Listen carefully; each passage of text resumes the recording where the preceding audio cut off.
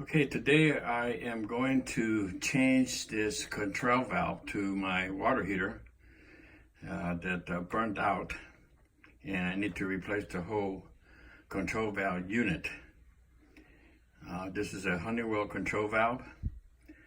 The heater is an EnviroTemp water heater, but it doesn't matter what type of water heater you got. About 95% or more of all water heaters, depending on what brand, all carry a Honeywell control valve. So I'm going to attempt to go ahead and replace that today and show you how to do that. It'll be my first time doing this. I've done some research on it. It doesn't look like it's very complicated, but we're going to give it a shot. I already got the new valve. It arrived yesterday. I bought it at Amazon for $121. Honeywell wanted to charge me $215 plus shipping to get it to me. And then a plumber wanted to charge me $120 to put it in. So, you know, it was going to get up there costly, so I decided to take it on and do it myself. Just a couple of side notes. As you can see right here is where you're supposed to drain the water first. It's already been drained. I've already drained the water off. I've shut the main valve off. The gas valve's already been shut off. This is a gas water heater.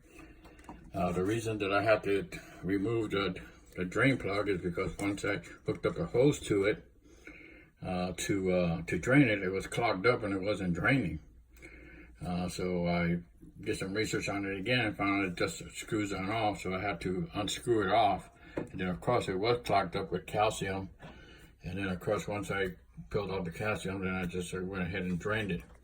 I've already put some Teflon on and ready to put it back on, but I'm going to wait until I take the valve off because it was a little difficult taking it off because the wall was here and this was blocking there. It was making it kind of hard to turn it to screw it off. So once I take this off, then I'll go ahead and screw it back in.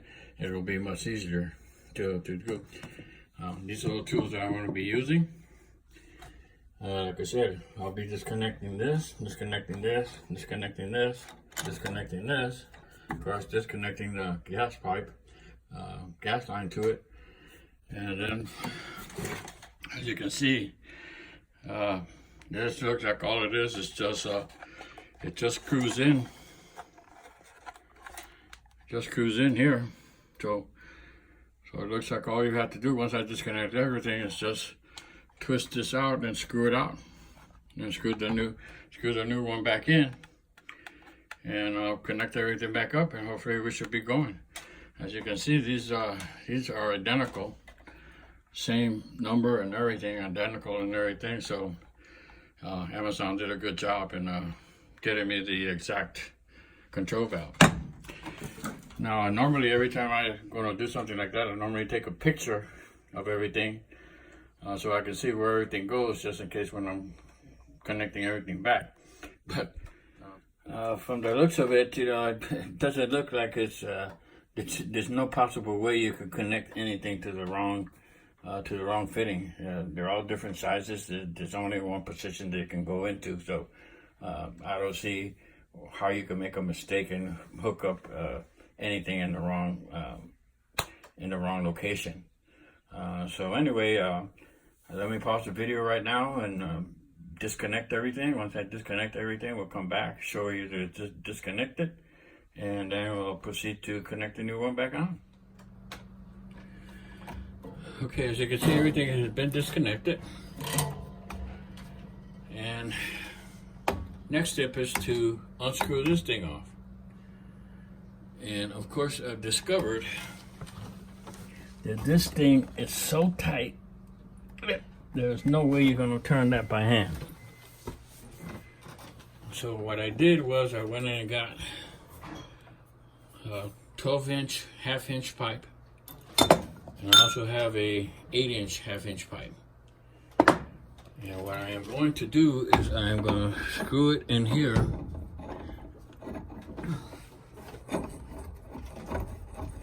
And I'm going to use this as leverage to see if I can take this off.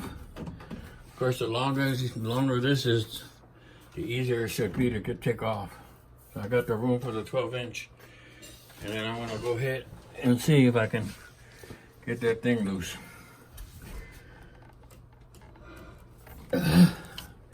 Yeah, that came off much easier. Let's see if I can get this off my back. Oh yeah, here we go. Yep, that's it.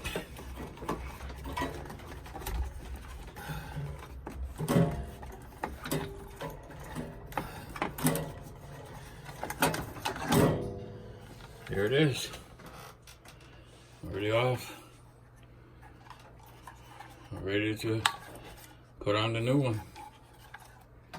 Alright, that worked out much better than I expected. Like I said, get yourself a inch pipe, screw it in here, use it as leverage, because there's no way you're going to get this off by hand. And then of course it's all plastic, so I don't know if you can get a monkey wrench on here and try to get it off without cracking it all off and making it worse. But I found this to be very useful. And I'll use the same thing to put it back and tighten it back up again. Okay, let me prepare the other one, because the new one will put some Teflon on it. And of course I'm going to put this back up again, because now I have the room and it'll be easier to put it back in.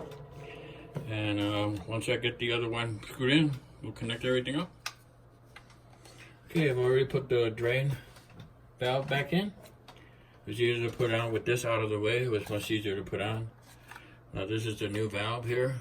I've already put some Teflon around it already.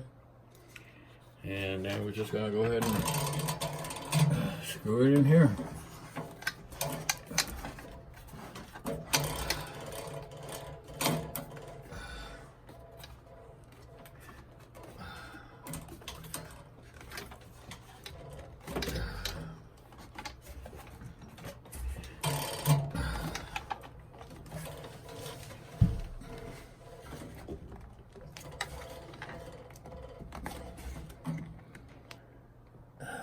Right there is pretty snug right there. I'm not sure if I should go another turn or not. I'm not sure if I can get a whole nother turn on it without yeah, that feels pretty snug right there. I'm gonna go with that right there. That feels pretty good.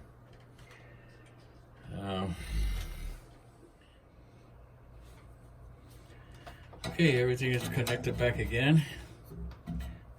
The pilot, so the gas is on, the connections are all on, the wires are on. Next thing is the gas fitting to connect the gas. As you can see, I already got it all Teflon.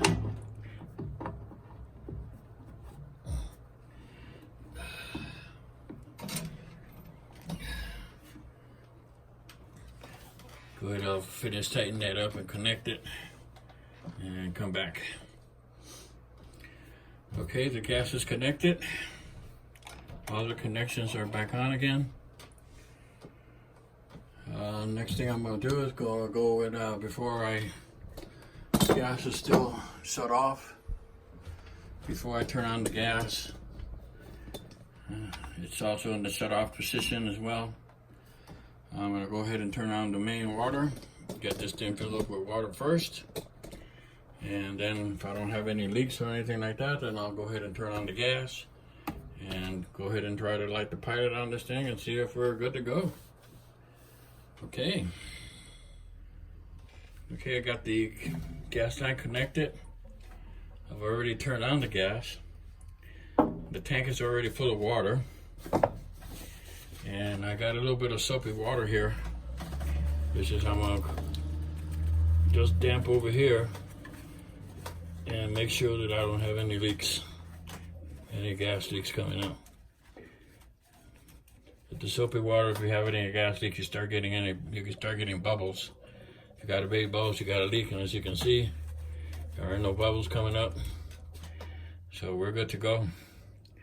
No leaks coming out of the gas. So everything is connected. So I'm gonna go ahead and proceed and light the pilot and see if everything is working. Okay, go ahead and proceed and go to the next step. We'll put this on pilot. We'll hold it down. And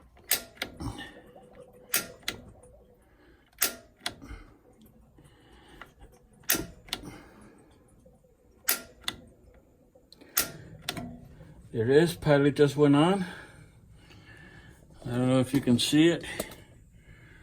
Let's see if I can get you to see it. Nah, don't have the camera high enough, but the pilot is on. Gonna still hold it on for a few more seconds.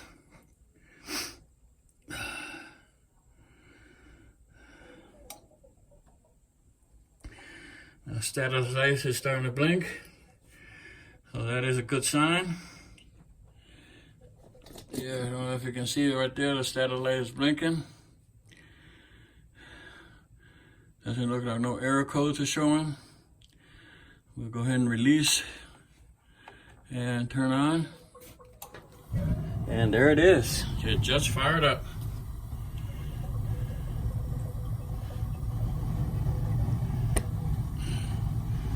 Move this down, see if you can see it.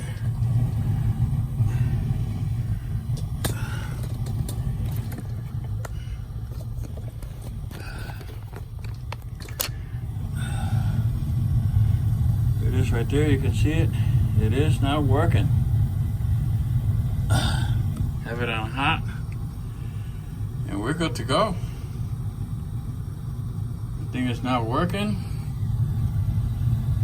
and I hope this video will help you, and I am out.